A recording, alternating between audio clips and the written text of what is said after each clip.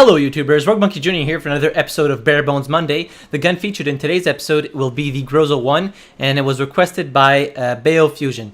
So the Groza-1 is actually a bullpup variant of the AK platform. So obviously it's a weapon designed in Russia, and it was introduced with the community operations map, and it is free to everybody. Moving right along with the stats of the gun, what's good about the Groza-1 is its damage model. It's just, for close range, it's just crazy to have a damage model like this. You can just tear people up if you're accurate enough. It has a maximum damage of 30 and a minimum damage of 16.7. So it has a much higher damage model than most, if not all, of the other carbine weapons. Drop-off starts at 8 meters and ends at 52.5 meters. The fire rate is 725 rounds per minute. That's pretty good. Muzzle velocity, 400 meters per second. Obviously, there's no suppressed muzzle velocity, and I will tell you guys later a little bit why. Bullet drop, it has a higher bullet drop than most of the other weapons. It has 15 meters per second squared. Mag size 31. The reload time isn't the best. Short reload is 2.5 seconds and the long reload is 3.35 seconds. Recoil up is 0.57, left 0.4, right 0.4, and first shot multiplier of 2.1. So the reason why I was saying that there is no muzzle velocity suppressed is because the Groza-1 comes with two default attachments to it. It has a compensator, which reduces the side-to-side recoil, which is horizontal recoil, and it has a vertical grip, which reduces the penalty for hip firing while moving by 50%. So the good thing about this is at close range, it's good because I was actually hip firing a lot because the iron sights on this, as you can see, if you can tell when I'm like ADSing, there's just this massive like metal on the bottom of your screen, and you can hardly see anything. Half the time I had to ADS out because I couldn't see where my target went. If he moved even like half an inch, I hardly could see him anymore. So like I said, the good thing about having those attachments is it's really helpful for close quarters and not really needing to aim down sight. The downside, however, is that when you get into longer range combat, this is where the gun takes a hit because those attachments actually affect the spread recovery. Basically, spread, what it is that when you start shooting, your shots are going to be really tight at first, and the longer you hold that trigger down, the more your shots are going to be spread out, so the less accurate you're going to be. And the two attachments which I just mentioned actually directly affect the recovery of the spread of your gun. So tap firing isn't the best thing. You're going to have to use this gun in close quarters, not really medium range, not really long range.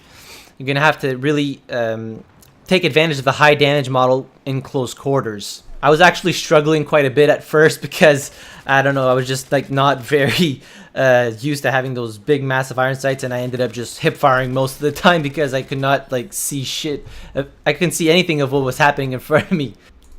So moving right along to the attachment part of the video for the Groza-1, obviously any optic is going to make a big difference because if you guys try this gun with the iron sights, you're going to see what I'm talking about. It's very difficult to use.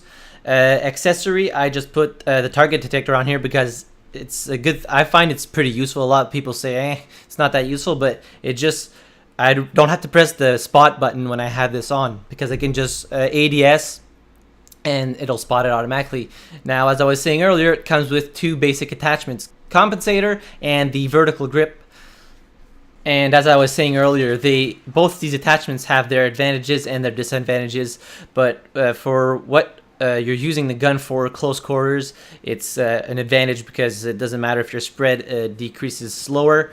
You're not going to be using this weapon at range anyways. So finishing up the video on some Hainan Resort gameplay, the optic on this gun made a world of difference. I was just tearing it up with the Groza-1. I mean, you can't beat that damage model in close range. It has 725 rounds per minute, 30 damage maximum, so you can take down people in 2 shots, no problem. If you mix a headshot in there, they're just gonna get killed so fast they won't even know what happened to them.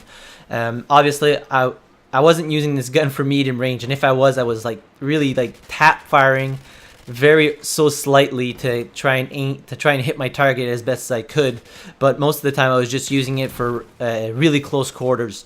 And that's what you're going to want to do with this weapon, is use it for close quarters. It is not a medium range carbine. It is specifically designed for close quarters, and you can compete with some of the higher end assault rifles with this. I mean, I was taking out people that had the AEK, the FAMAS, no problem, just because you have that damage potential and in 2-shot kill potential. Obviously assault rifles like that have 2-shot kill potential, provided that you get 2 headshots.